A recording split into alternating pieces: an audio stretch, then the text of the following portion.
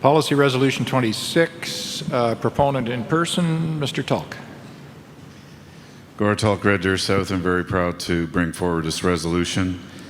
While we do care for the homeless people, homelessness situation and addictions and people literally causing harm to themselves, our first priority is preventing those people and protecting them from harming everybody else in our society.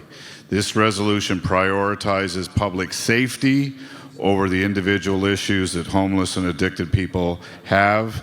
It is destroying our inner cities. I live in Red Deer downtown.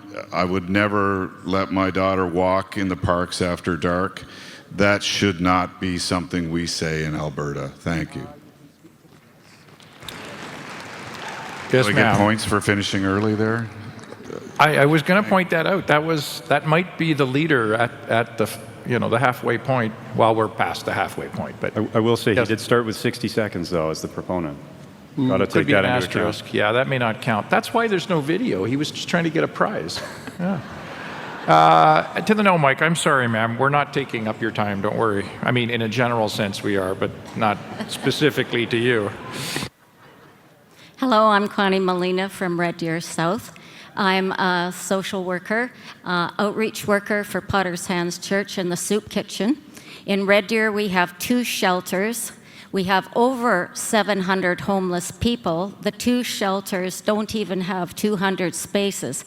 At our soup kitchen, we serve about 250 people a meal. Most of them are homeless and living outside, even in the winter, if you can believe it. Last week, there was 2 teardowns on Tuesday and on Thursday. Encampments were all torn down. People lost everything but the clothes on their back. I'm sorry. I am going to have to cut you off.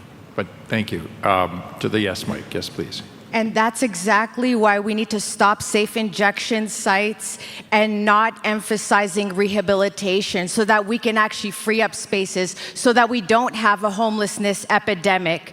Compassion means helping people who are struggling, but it also means protecting the public. Families shouldn't be afraid to use parks, take transit, or visit certain areas in their own communities. And there's a noticeable uptick of homelessness, and that isn't acceptable in our beautiful province. Thank you. Over to the no mic. Yes, sir. David Fletcher, Edmonton Mill Woods. This is a tough resolution because I bet you half the people in here are 1 paycheck away from being on the streets. We need to find solutions to help these people, not just drive them back into the bush. That sounds like the rationale for extermination camps.